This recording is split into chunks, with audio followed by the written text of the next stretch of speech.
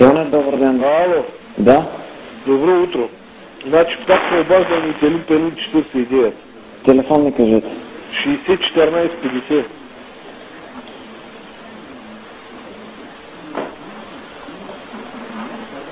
Така? Отпрейти шибания интернет, човек. Ей, брат, писва ми да ме търся, разбираш. Да писва ми, разбираш. Какъв е проблема в момента? Сега показва грешка.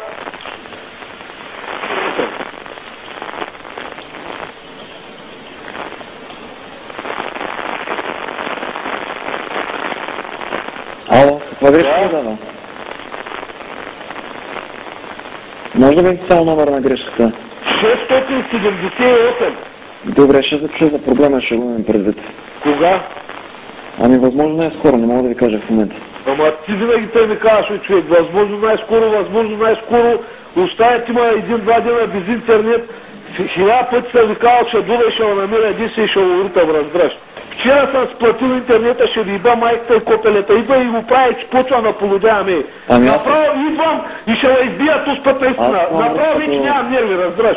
Нямам нерви. Само пари искат майка ми да иба. Вчера платих, днеска пак нямам интернет. Вчера ми го пуснах за 2 часа, днеска пак нямам интернет. Идва го прави всичко, ма интересува, не се обяснява, ще дойде, ще го убия, майка ми ще иба. Разбираш за което горе. Тапанари смотани. Вие сте олигофрени, разбираш, олигофрени, с вас мъгнала не може да излезе. Трябва да дойде някой да ядете бой, разбираш, трябва някой да ви ибе майката и тогава ще дойде, ще се обади и ще ти оправя проблема. Да го се обадиш, да путка майна има да оправиш проблема, бе. Олигофрен. Чуваш който говоря? Добре, само да кажа, че в момента имам връзка до компютъра. Ма интересува с кой имаш връзка, има да оправиш проблема, ще го избия, разбираш. Брашляк, направо да карате човек да полудява, разбираш.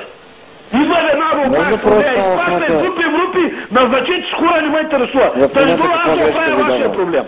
Разбираш ли? Идва е веднага. Чакала е тук навънка на вратата, дойдете да оправите проблема. Не има проблем в ние, да ми казваш, ще се обадя, ще те регистрирам и ще ми оправите проблема. Знаеш какъв проблем ще ми оправиш? Чуваш какво ти казвам? Чакам навънка на вратата, дойдете да оправите проблема. Чуваш ли? Добре. Чуваш какво ти говоря? Разбрах. Защото ако не дойдете до половин час да ми оправите проблема, аз ще дойда след половин час да оправя вашия проблем. Ясно ли? Добре, разбрах. Айде, чакам. Разбрах. До чуване.